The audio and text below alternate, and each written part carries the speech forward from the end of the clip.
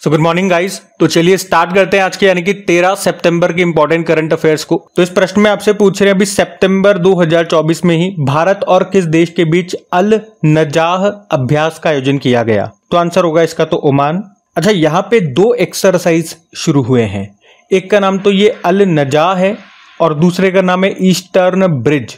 और ये दोनों के दोनों एक्सरसाइज भारत और ओमान के बीच में शुरू हुए हैं। दोनों के बारे में आपको बताता हूँ। देखो, ईस्टर्न ब्रिज एक्सरसाइज की हम पहले बात करें तो इस बार इसका ये 7वां एडिशन शुरू हुआ है। ये एक वायुसैन्य अभ्यास है। अभी 11 सितंबर को शुरू हुआ, ये 22 सितंबर तक चलेगा। कहाँ पे? ओमान के मसीराह वायुसेना बेस स्टेशन पे।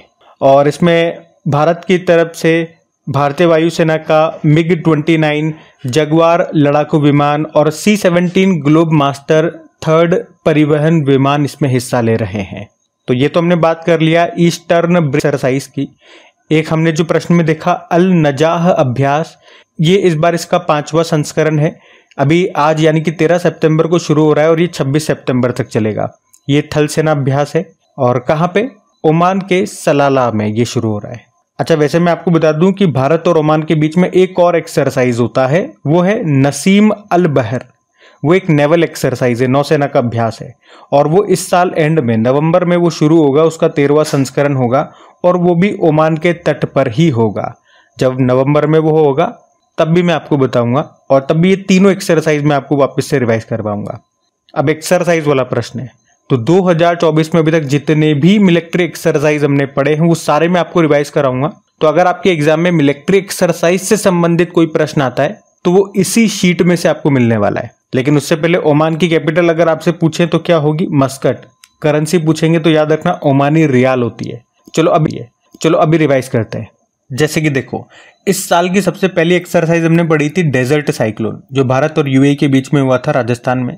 सहयोग काजन एक्सरसाइज के बारे में बात करें तो इंडिया और जापान के बीच में हुआ था चेन्नई में। अयुत्या अभ्यास भारत और थाईलैंड के बीच में हुआ, ये पहली बार हुआ है, पहला संस्करण था। साइक्लोन अभ्यास की बात करेंगे तो ये दूसरा संस्करण था, भारत और इजिप्ट के बीच में हुआ, इजिप्ट में ही। खंजर एक्सरसाइज भारत और किर्गिस्तान के बीच में हुआ, हिमाचल प्रदेश के बकलो में। Steadfast defender exercise NATO ने इसका आयोजन किया। Desert knight exercise Bharat, France और यूएई के बीच में हुआ, ये अरब सागर के ऊपर। सदा तनसीक अभ्यास भारत और सऊदी अरब के बीच में हुआ, ये राजस्थान में। वायु शक्ति एक्सरसाइज इंडियन एयरफोर्स ने इसका आयोजन किया, पोखरण राजस्थान में।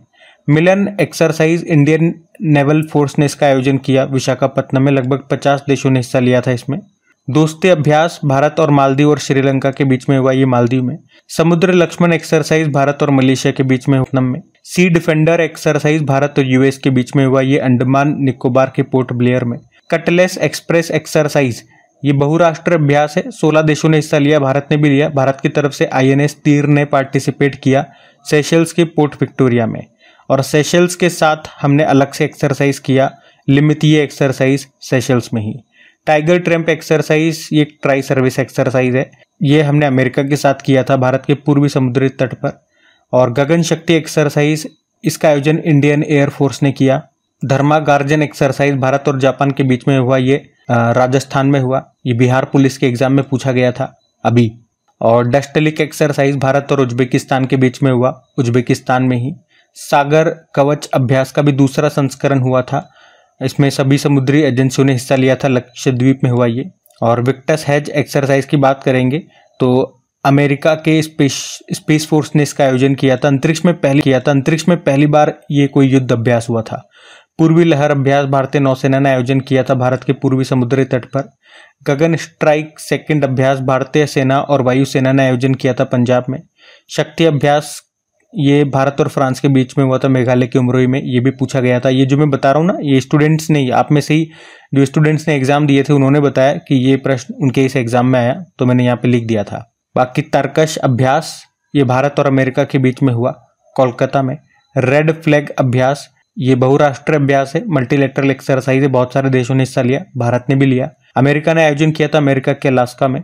रिम्पैक एक्सरसाइज ये अमेरिका के हवाई में हुआ था, बहुराष्ट्र अभ्यास है, भारत ने हिस्सा लिया था। भारत की तरफ से यहाँ पे INS शिवालिक ने हिस्सा लिया था। जिमेक्स एक्सरसाइज भारत और जापान के बीच में हुआ, ये जापान में। तरंग अभ्यास इंडियन एयरफोर्स ने इसका आयोजन किया था, अभी तमिलनाडु और राजस्थान में। लेटेस्ट है, ये नया है, पहली बार वो कर रहे हैं हम, तो इम्पोर्टेंट है। हॉपिक्स अभ्यास भारत और मिस्र के बीच में हुआ, ये मिस्र में ही। उसके अलावा अभी मैत्री अभ्यास भारत और थाईलैंड के बीच में हुआ, थाईलैंड में। उदार शक्ति अभ्यास भारत और मलेशिया के बीच में हुआ, मलेशिया में।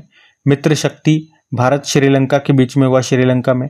पर्वत प्रहार ये भारतीय सेना ने इसका आयोजन किया था लद्दाख में। ये भी अभी किसी एग्जाम में पूछा गया था, वो एग्जाम याद नहीं आ रहा कौन सा था, लेकिन ये प्रश्न आया था अभी। और खान क्वेस्ट अभ्यास ये बहुराष्ट्र अभ्यास है, भारत ने हिस्सा लिया, मंगोलिया ने इसका आयोजन किया था। वरुण अभ्यास भारत और फ्रांस के बीच में हुआ, भूमध्य सागर में।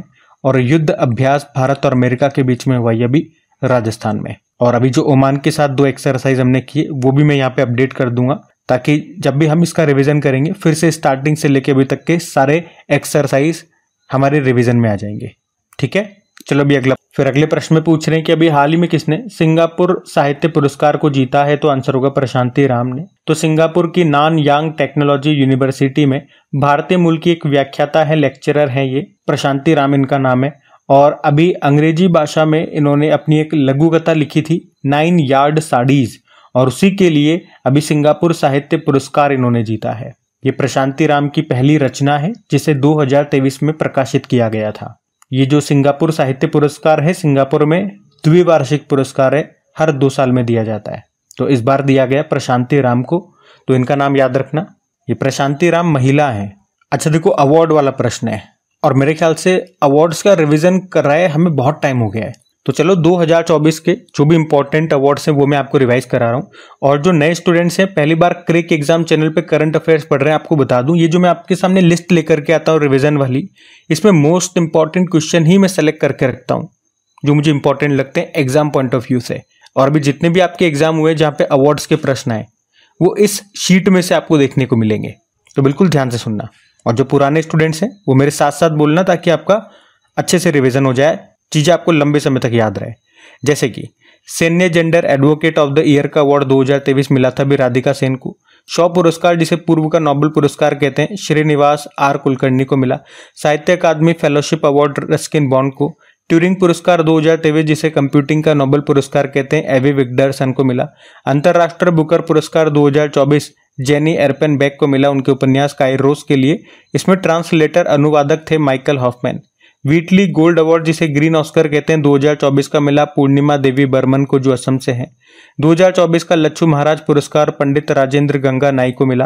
गोल्डमैन पर्यावरण पुरस्कार 2024 जिसे ग्रीन नोबेल पुरस्कार कहते हैं, ये आलोक शुक्ला को मिला जो छत्तीसगढ़ से हैं।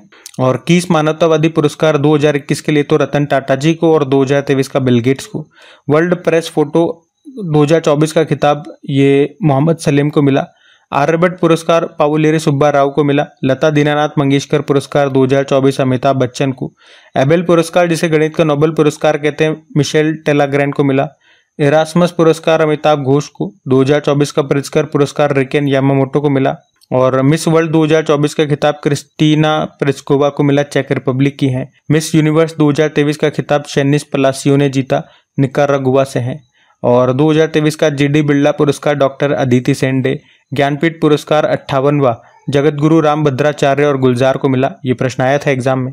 केपीपी नाम्बियार पुरस्कार हमारे इसरो के अध्यक्ष एस सोमनाथ को मिला। CK Naidu lifetime achievement award Ravi Shastri और फारूक इंजीनियर को। असम वैभव सम्मान रंजन गोगोई साहब को मिला। एमएस स्वामीनाथन पुरस्कार बीआर कंबोज को मिला। एमएस स्वामीनाथन पर्यावरण संरक्षण पुरस्कार यह भी अनंत दर्शन शंकर को दिया। तो दोनों मैंने साथ में लिख दिए ताकि आपको ध्यान में रहे। 2023 का शस्त्र रामानुजन पुरस्कार रुइक्सियांग झांग को। साहित्य अकादमी पुरस्कार हिंदी भाषा के लिए तो संजीव को मिला, मुझे पहचानों के लिए। और अंग्रेजी का नीलम शरण गौर को मिला, रिक्यूमेन रागा जानकी के लिए। 33वां व्यास सम्मान पुष्पा भारती को मिला, उनके उपन्यास यादें और यादें के लिए। 33वां सरस्वती सम्मान प्रभा वर्मा को मिला, रुद्र सात्विकम के लिए। और Ramon Magsaysay award 2023 doctor Ravi Kannan को मिला। V Shantaram lifetime achievement award Subbaiah Nalla Muthu को मिला। और Nelson Mandela lifetime achievement award Vinod Ganatra को मिला, फिल्मों में इनके योगदान के लिए। और इसी तरह से वर्ल्ड हेल्थ ऑर्गेनाइजेशन ने नेल्सन मंडेला पुरस्कार दिया था एक भारतीय संस्थान निमहंस को। तो ये दोनों भी नेल्सन मंडेला से संबंधित पुरस्कार को भी मैंने साथ में लिख दिया ताकि कोई कंफ्यूजन न रहे। पेन पिंटर साहित्यिक पुरस्कार 2024 अरुंधति रॉय को मिला। और आरती हैं, ये उत्तर प्रदेश की ऑटो ड्राइवर हैं, इनको अभी ब्रिटेन में किंग चार्ल्स तृतीय से अमल क्लूनी महिला सशक्तिकरण पुरस्कार मिला था। ये प्रश्न भी एग्जाम में आया था। Commonwealth short story prize 2024 Sanjana Thakur को मिला उनके उपन्यास ऐश्वर्या राय के लिए। 12वां विश्व हिंदी सम्मान डॉक्टर उषा ठाकुर को मिला। शिवशंकरी ये तमिल लेखिका हैं। डॉक्टर सी नारायण रेड्डी राष्ट्रीय साहित्य पुरस्कार मिला। नरेंद्र मोदी अभी इनको रशिया गए थे, ये रशिया का सर्वोच्च नागरिक सम्मान Order of Saint Andrew the Apostle मिला। जो हमारी राष्ट्रपति द्रौपदी मुर्मू जी हैं अभी तिमोर लेस्टे गई थी, तो वहाँ का सर्वोच्च नागरिक सम्मान इन्हें मिला, Grand Collar of Order Timor Leste कहते हैं। और जब वो फिजी गई थी अभी, तो वहाँ का सर्वोच्च सम्मान कंपेनियन ऑफ द ऑर्डर इनको मिला था। प्रोफेसर के चोकलिंगम ये तमिलनाडु से बिलोंग करते हैं। हंस वोन हेंटिंग पुरस्कार मिला। और रिगोबर्टा मेंचुतुम ग्वाटेमाला से हैं। गांधी मंडेला पुरस्कार 2020 मिला। अभिनव बिंद्रा जो शूटर है, आपको बताए ओलंपिक में भारत का पहला गोल्ड ये लेकर के आए थे बीजिंग ओलंपिक 2008 वाले में। अभी ओलंपिक ऑर्डर सम्मान इनको मिला था इंटरनेशनल ओलंपिक कमेटी के द्वारा। उसी तरह से डॉक्टर गोविंद राजन पद्मनाभन की बात करें, विज्ञान रत्न पुरस्कार इनको मिला। ये नया पुरस्कार है, पहली बार दिया जाना शुरू किया, तो इसको ध्यान रखना। अच्छा, इसी तरह से अंतर्राष्ट्रीय ओलंपिक समिति ने अभी किसे ओलंपिक ऑर्डर का स्वर्ण पदक से सम्मानित किया, तो फ्रांस के जो प्रेसिडेंट है इमैनुअल मैक्रोन, ये याद रखना। तो आप देखेंगे काफ़ी सारे प्रश्न मैंने आपको यहाँ पे रिवाइज करवा दिए। 45+ मैंने आपको यहाँ पे अवार्ड्स रिवाइज कराए हैं। अब पहली बार अगर आप वीडियो देख रहे हो तो आपको ये लगेगा कि बहुत सारा रिवीजन करवा दिया, लेकिन अगर आप रेगुलर जुड़े हुए हो हमसे तो फिर आपको ऐसा नहीं लगेगा। बाकी देखो, ये सारी लिस्ट मैं आपको PDF के साथ देता हूँ। PDF में क्वेश्चन आंसर ही नहीं होते हैं, ये जो एक्स्ट्रा फैक्ट्स मैं आपको बताता हूँ ये सब आपको PDF में मिलता है बिल्कुल फ्री में। और PDF का मिलती है अपने टेलीग्राम चैनल पे, जिसका लिंक नीचे डिस्क्रिप्शन बॉक्स में आपको मिल जाएगा। और वहाँ पे ज्वाइन बटन होगा, उस ज्वाइन पे क्लिक कर लीजिएगा ताकि जब भी PDF या वीडियो अपलोड हो उसका नोटिफिकेशन सीधा आपको मिल सके। और हाँ, अगर सेशन अच्छा लगे तो प्लीज़ वीडियो को लाइक ज़रूर कीजिएगा, अगर आपने वीडियो को अभी तक लाइक नहीं किया तो। और दोस्तों के साथ में स्टडी ग्रुप में यार एक बार शेयर ज़रूर कर देना, ठीक है। अभी अगला प्रश्न देखते हैं। फिर अगले प्रश्न में क्या पूछ रहे हैं, अभी हाल ही में प्रधानमंत्री नरेंद्र मोदी ने हरित हाइड्रोजन यानी कि ग्रीन हाइड्रोजन पर दूसरे अंतरराष्ट्रीय सम्मेलन का उद्घाटन कहां पे किया, तो आंसर। तो हम बात कर रहे हैं ग्रीन हाइड्रोजन पर दूसरा अंतरराष्ट्रीय सम्मेलन की, जो भी 11 से लेकर 13 सितंबर 2024 तक हुआ, जिसका उद्घाटन किया प्रधानमंत्री नरेंद्र मोदी ने। कहां पे, नई दिल्ली के भारत मंडपम में। उद्देश्य था भारत को वैश्विक हरित हाइड्रोजन पारिस्थितिकी तंत्र में एक अग्रणी देश के रूप में स्थापित करना। इसका आयोजन किसने किया, केंद्रीय नवीन और नवीकरणीय ऊर्जा मंत्रालय और भारत सरकार के प्रधान वैज्ञानिक सलाहकार के कार्यालय ने इसका आयोजन किया। और इसमें पार्टनर स्टेट भागीदार राज्य के रूप में गुजरात शामिल हुआ। तो इतने तो पॉइंट्स आपको ध्यान रखने। ग्रीन हाइड्रोजन क्या होता है, देखो पानी किस कंपोनेंट से बना होता है, H2O। तो पानी में बिजली प्रवाहित करके, या यूं कहूं कि अक्षय ऊर्जा का इस्तेमाल करके हाइड्रोजन और ऑक्सीजन को हम तोड़ देते हैं, अलग कर देते हैं। तो वहां से जो हमें हाइड्रोजन मिली है वो ग्रीन हाइड्रोजन है, क्योंकि वहां से हमने जो हाइड्रोजन निकाली है H2O बॉन्ड को तोड़ करके, उसके लिए हमने अक्षय ऊर्जा यानी कि रिन्यूएबल एनर्जी का इस्तेमाल किया है, ग्रीन एनर्जी का इस्तेमाल किया है। तो उससे जो हाइड्रोजन मिली है उसे हम ग्रीन हाइड्रोजन बोल रहे हैं। और इस ग्रीन हाइड्रोजन का इस्तेमाल जब हम गाड़ियों में करते हैं एज अ फ्यूल, तो पॉल्यूशन नहीं होता है, क्योंकि ये आउटपुट में पानी छोड़ेगा। तो ये हमारे पर्यावरण के लिए अच्छा होता है। अच्छा, अगर आपसे पूछे कि भारत सरकार ने कब नेशनल ग्रीन हाइड्रोजन मिशन शुरू किया था, 4 जनवरी 2023 को। और लक्ष्य क्या है इस मिशन का, कि 2030 तक देश में 5 मिलियन मैट्रिक टन प्रति वर्ष ग्रीन हाइड्रोजन का उत्पादन करना। और ये जो मिशन है कब से कब तक के लिए है, 2023-24 से लेकर 2029-30 तक के लिए। इस मिशन में कुल खर्च कितना होगा, 19,744 करोड़ रुपीस। तो ये सारे फैक्ट्स मैंने आपको बताए, इनको ध्यान में रखना। अगला प्रश्न देखते हैं। फिर अगले प्रश्न में पूछ रहे हैं क्या, अभी हाल ही में चंद्रमा पर 250 से अधिक भूकंप के कंपन का डेटा संग्रह किसने किया है, तो आंसर होगा चंद्रयान 3 ने। तो अभी भारत के चंद्रयान 3 मिशन ने चंद्रमा के दक्षिणी ध्रुव क्षेत्र पर 250 से ज्यादा भूकंपीय संकेतों को दर्ज किया है। और ये डेटा विक्रम लैंडर पर लगे एक उपकरण जिसका नाम है ILSA, उसने दर्ज किया है। ILSA का फुल फॉर्म होता है instrument for lunar seismic activity. इसका काम ही यही है, भूकंप अगर आता है तो उसको मापना, मतलब उसको उसका डेटा रखना, भूकंप के लिए इसको लगाया गया था। और आप कह सकते हो चांद पर इतने भूकंप के संकेत देने वाला या दर्ज करने वाला ये हमारा पहला मिशन हो गया है। एक बार चंद्रयान 3 की बात करते हैं हम। चंद्रयान 3 को कब लॉन्च किया गया था? 14 जुलाई को। और कब इसने सॉफ्ट लैंडिंग किया था वहां पे? 23 अगस्त को। इसीलिए 23 अगस्त को हम नेशनल स्पेस डे के रूप में मना रहे हैं। चांद पर जाने वाला भारत चौथा देश बना था, लेकिन गया कहां पे था? उसके साउथ पोल पे। तो वहां से देखोगे साउथ पोल पे, चांद के साउथ पोल पे जाने वाला दुनिया पहला देश है। चांद पे जाने वाला तो चौथा है, लेकिन साउथ पोल पे जाने वाला पहला है, ये ध्यान में रखना। कहां से हमने लॉन्च किया था? सतीश धवन अंतरिक्ष केंद्र से। किस रॉकेट से? LV-M3M4, जिसे बाहुबली या फेट बॉय भी कहते हैं। इसमें जो लैंडर गया था उसका नाम विक्रम है, जो रोवर है उसका नाम प्रज्ञान है। प्रोजेक्ट डायरेक्टर का नाम एग्जाम में आ चुका है, P वीर मुथुवेल है। और जिस पॉइंट पे ये लैंड किया था उसको हमने क्या नाम दिया? शिव शक्ति उसको नाम दिया है। तो चंद्रयान 3 से इतने पॉइंट्स आप ध्यान रखिएगा। वैसे चांद पे अभी जाने वाला 5वां देश कौन सा बन गया था? जापान बन गया था। और उसका जो चंद्र मिशन है, मून मिशन है, उसका नाम स्लिम है, या फिर उसे मून स्नाइपर मिशन भी कहते हैं। ये भी आप ध्यान में रखना। अगला प्रश्न देखते हैं। फिर अगले प्रश्न में पूछ रहे हैं क्या? अभी हाल ही में किसे 2024 के लिए सर्वश्रेष्ठ देश घोषित किया गया है? तो आंसर होगा स्विट्जरलैंड को। तो 2024 के लिए सर्वश्रेष्ठ देश नाम से एक सर्वेक्षण किया गया और उसमें पाया गया कि स्विट्जरलैंड को दुनिया का सर्वश्रेष्ठ देश होने का ताज पहनाया गया है। स्विट्जरलैंड ने लगातार तीसरे साल ये मुकाम हासिल किया है। तो 2024 के लिए बेस्ट कंट्री ये स्विट्जरलैंड रहा। दूसरे स्थान पे जापान, तीसरे पे अमेरिका, और भारत इस लिस्ट में 33वें स्थान पर है। तो ये जो रैंकिंग दी गई है ये उस देश में क्वालिटी ऑफ लाइफ, वहाँ का कल्चर, हेरिटेज, एंटरप्रेन्योर, इन सबको ध्यान में रख करके ये डेटा तैयार किया और ये रैंकिंग दी गई है। स्विट्जरलैंड, एक बार मैप में देखो, ये रहा स्विट्जरलैंड।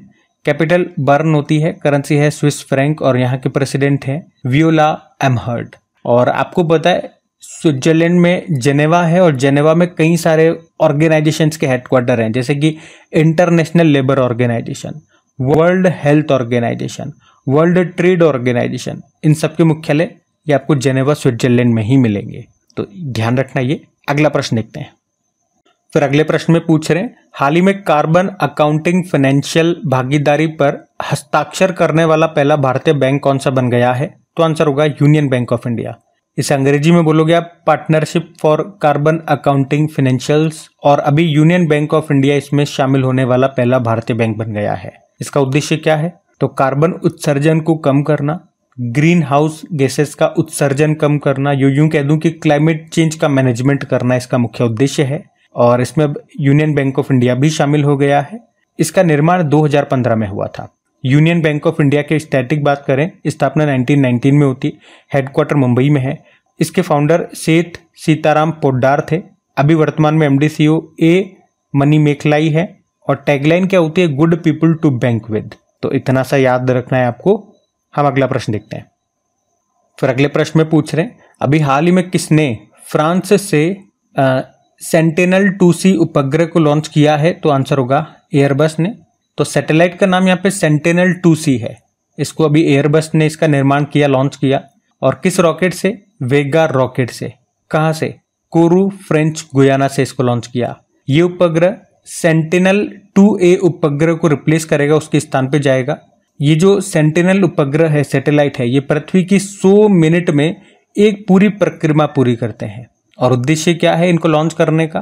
पृथ्वी को ऑब्जर्व करना, उस पर नजर रखना कि भैया कहाँ पे आपदा आ रही है, कहाँ पे ग्लेशियर वगैरह पिघल रहे हैं, कहाँ पे बाढ़, भूकंप, सुनामी वगैरह आ रही है। तो इस तरह से ये पृथ्वी की निगरानी करता है। एयरबस ये कहाँ की कंपनी है? ये फ्रांस की ही कंपनी है। आपको याद होगा एयरबस और ये टाटा मिलकर के भारत का पहला H-125 हेलीकॉप्टर बनाएंगे, 2026 तक बना लेंगे।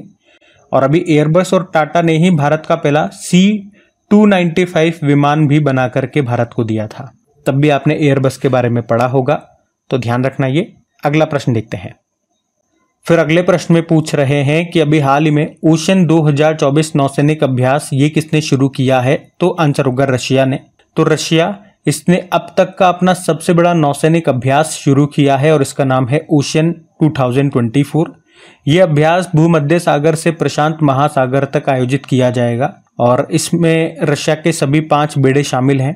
मतलब रशिया की नेवी जहां जहां पर भी स्थित है ऐसे 5 स्थान हैं, तो ये पांचों बेड़े एक साथ अभ्यास करेंगे, अपनी अपनी जगह पर ही करेंगे। और वैसे ये 5 स्थान कौन कौन से हैं जहाँ पर रशिया की नेवी स्थित है? प्रशांत महासागर में है, आर्कटिक महासागर में है, भूमध्य सागर में है, कैस्पियन सागर में है और बाल्टिक सागर में है। और रशिया इस एक्सरसाइज का आयोजन कर रहा है। इसका उद्देश्य क्या है? रूसी नौसेना और वायुसेना की युद्ध तैयारी का आकलन करना। वैसे चाइना भी इस एक्सरसाइज में हिस्सा ले रहा है। अच्छा, भारत और रशिया के बीच में कोई एक्सरसाइज होता है क्या?